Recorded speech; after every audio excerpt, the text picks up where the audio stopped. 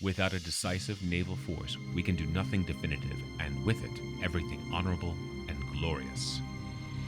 In the late 1700s, as Europe began to be embroiled in what would become the Napoleonic Wars, more than a dozen American merchant ships had been seized by the Barbary states of the Mediterranean, primarily those of Algiers. Sailors and shipowners were distressed. The shipowners beseeched the nation's leaders for some sort of protection. The House of Representatives answered with a resolution claiming that a naval force adequate to the protection of the commerce of the United States against the Algerine corsairs ought to be provided.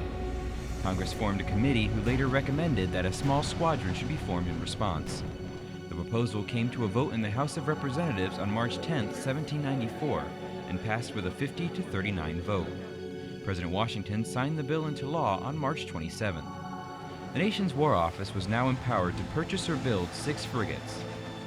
These frigates would be designed to carry between 32 and 44 guns, depending on their rating. One of the 39 votes that attempted to block the motion was from a Virginian named James Madison, who would be President of the United States 16 years later during a conflict that would be affected by the very frigates he opposed.